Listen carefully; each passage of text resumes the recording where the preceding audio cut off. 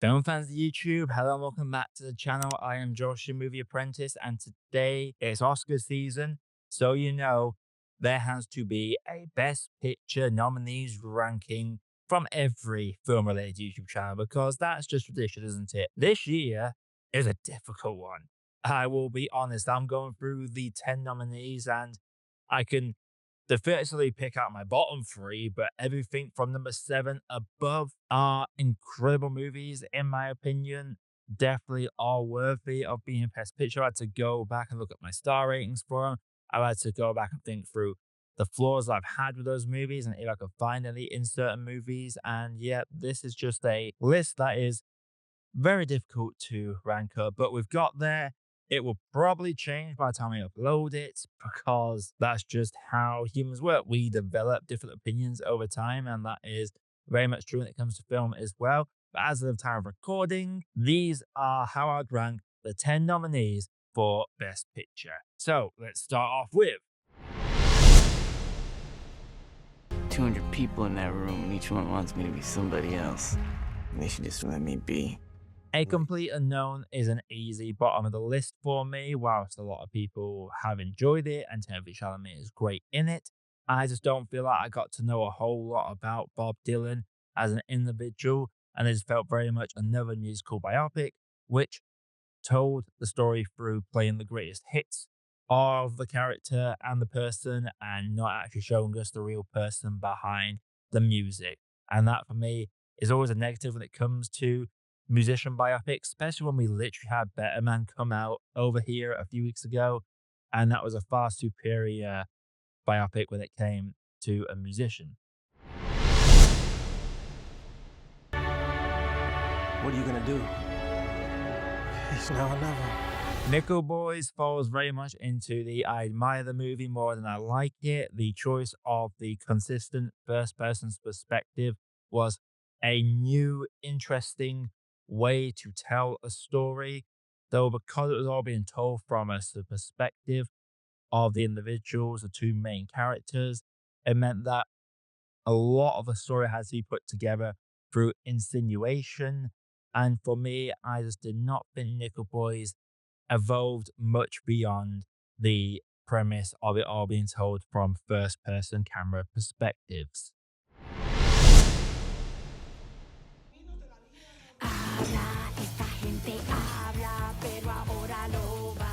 In at number 8, we have Emilia Pérez. And yes, elephant in the room, I see you. Yes, we all know about the comments made by the lead actress in this. And I'm ignoring all that because I want to talk about films based on the film's merits. And Emilia Pérez is a bold, brash, in your face film that I had some entertainment from. And there were some interesting moments. But because it's a musical that doesn't really have any songs that stick out to me, like I know that one song with Zoe Saldana going around calling out different rich people in Mexico is a fantastic sequence. But for me, when I come out, the lyrics I am hearing in my head is Doctor Lady, if I move your other's apple, yes, yes, yes. Like the ones I remember the most are the weird, comedic, campy songs over the more dramatic songs. And that for me is a big downside to the movie. For me, it's a musical that doesn't have any real standout song that sticks out to me.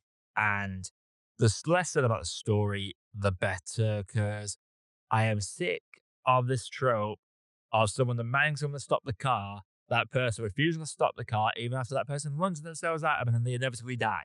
Like, just stop the car one time and have a conversation.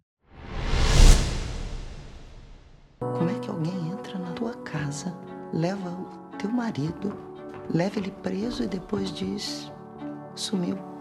Now, I'm going to have to go I'm Still Here for number 7, whilst Fernando Torres' performance is fantastic. This film does not lend too much in terms of rewatchability. This is a experience movie that takes your soul when you're watching it, and it leaves an impact on you that it's not one that you'd go out your way to watch again. The performance is special, and the way it highlights a dark part of Brazilian history is interesting. The way it paints a picture for all of us that live outside Brazil is interesting as well. I love the dialogue. I loved the perspective of a mother trying to protect their kids from a dark part of the world that the older kids are very much aware of.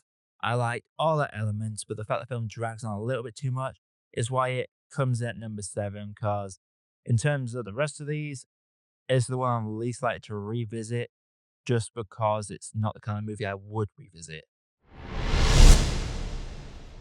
I love my husband. You do not know this guy. We are consenting adults. If you think this is going to be allowed, you're dead wrong. Anora with Mikey Madison. It's a great movie. I love this movie. It was funny. I love the entertainment factor with it. The ending I thought was very powerful. I can be interpreted in many different ways.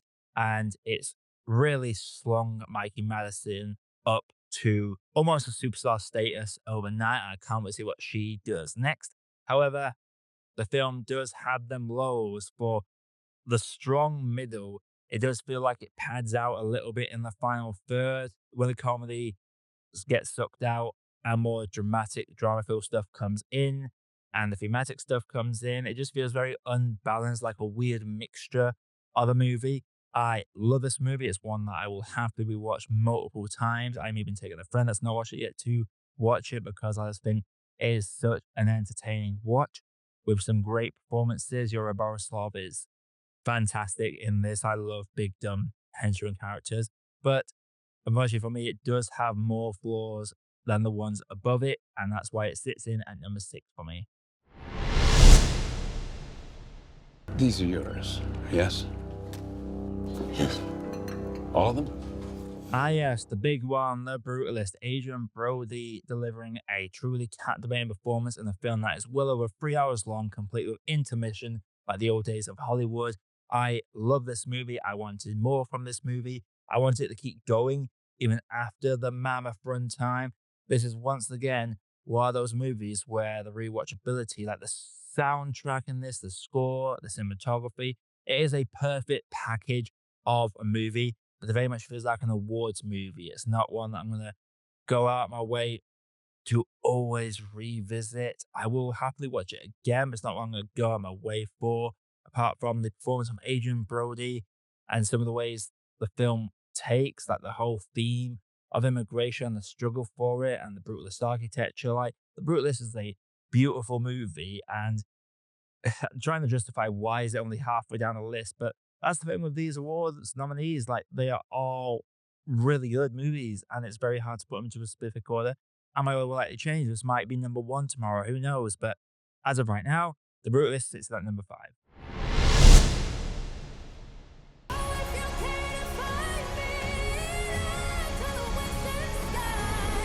Number 4 is Wicked. Obviously, I went into this. I knew that one song. I knew Defying Gravity. I knew it was a Wicked Witch prequel. That was it.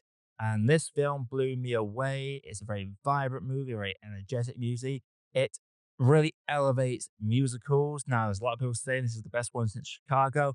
I argue there's been a lot of great musicals over the year. I think the last really good one that I truly loved was Tick Tick Boom, starring Andrew Garfield. This was a movie that honestly blew me away. The performances in this were really special. I love the story. I love the themes in it.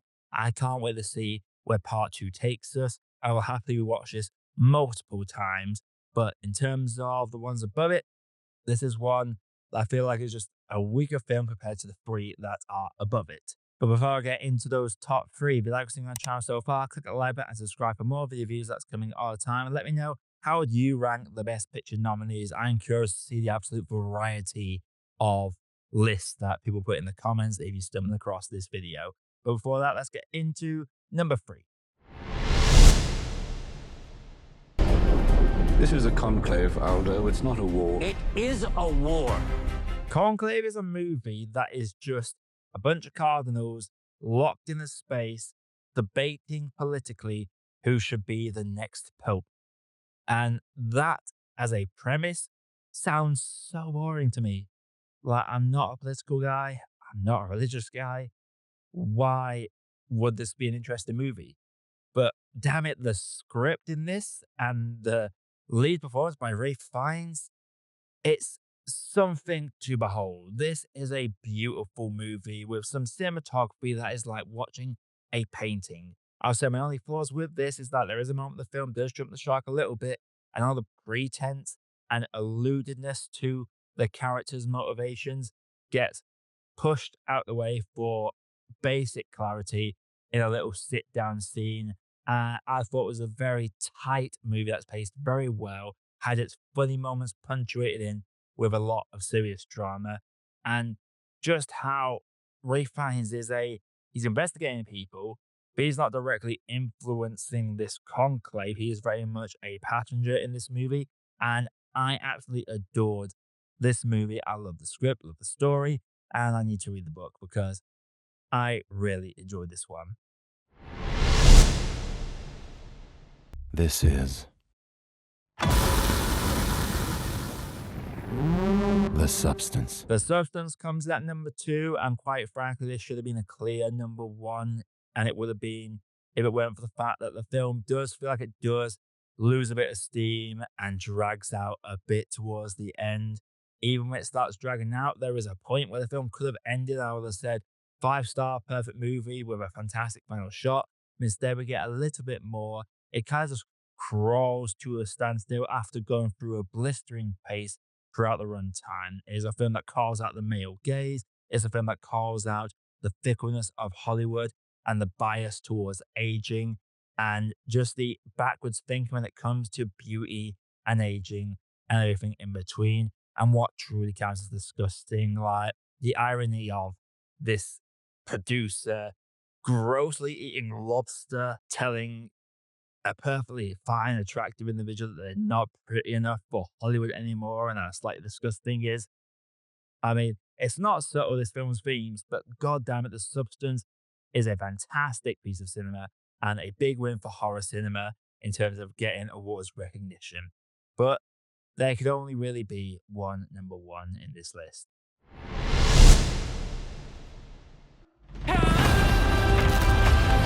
Look who's back from the dead. Dune Part 2, honestly, if this had come out around Christmas time, I feel like it would be a front runner for Best Picture because sometimes when it comes to the awards, it's all about when it gets released, and Dune Part 2 got released in the middle of last year, very early into the film cycle when it came to awards bodies, and it is true sci-fi in its purest form with a fantastic story, an all-time score, cinematography that takes you to another world. Like Dune Part 2 is why a lot of us fell in love with movies. A lot of people complain about lack of originality in Hollywood or that films are becoming too politically driven these days. Dune Part 2 does what films do. It takes us to a whole new world. It's to a world of pure magic, gives us some glorious set pieces. Dune Part 2, I came out of that thinking I'd just seen pure cinema in its truest form. So Dune Part 2 for me is my number 1 ranked of the Best Picture nominees in terms of my personal favorite movies. But honestly, out of this list of 10, you could literally make a case for anything from 1 to 7 being number 1 on my list because that's how much I love a lot of the movies on this. And I'm curious to see where people rank other movies on theirs.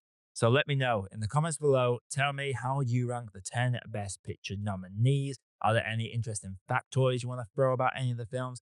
Do let me know, and make sure you're subscribed and click the like button for more reviews that's coming all the time, as well as rankings, lists, video essays. I'm going to be doing the predictions for the Academy Awards, but I'm going to throw myself a little caveat in here. So I'm basically going to set myself some forfeits for if I get less than 5 right, if I get less than 10 right, and if I get less than 15 right. I've got some ideas in my head, but I'll pitch them out in the video. I might even put some ideas into the community tab.